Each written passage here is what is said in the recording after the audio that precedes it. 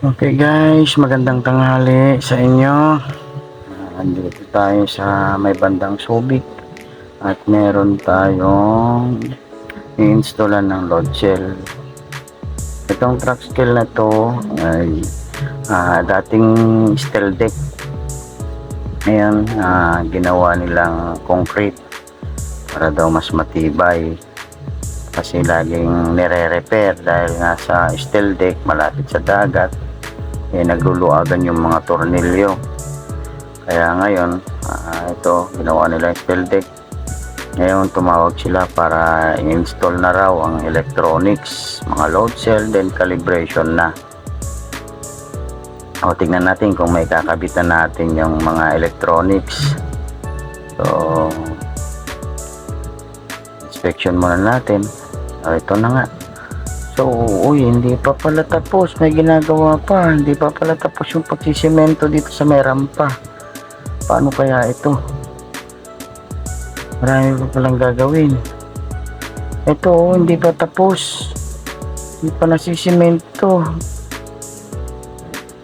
Paano kaya ito? Sabi nila tapos na at pwede nang install ang electronics. Ito yung pagitan ng hindi tinanggal yung plywood dito sa may rampa. Paano yan? Hindi naman gagalaw ang timbangan pag ganyan. Ito, wala pa yung mga nut dito sa may anchor bolt. Ano kaya ang gagawin dito?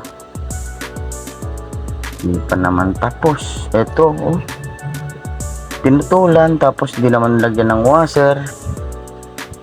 Tapos walang nut. Ano kaya ang gagawin? Tapos ang dumi, hindi nilinis. Ito, mga lupang tinanggal dyan. Diyan lang naman nilagay sa gilid. Ay, sus, Ginoo. Ano kaya ang gagawin dito? Yung connecting bolt, hindi pa nakakabit. Ito pa.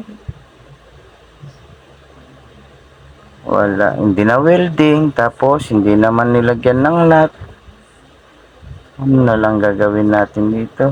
Matagal pa ito. Babalikan pa ulit. Instructional na naman sila lahat. Ito pa, wala pa yung side bumper, wala yung maiksi, wala yung mahaba. Tinutol nila, hindi naman ikinabit yung bago. Ang dumi pa, mga lupa nandyan lang.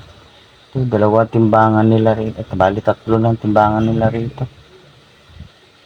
So ganito na lang muna guys, daming mga kalat. Please support my videos, like and share naman sa ating mga videos para panood ng ating mga tropa dyan, mga engineer, mga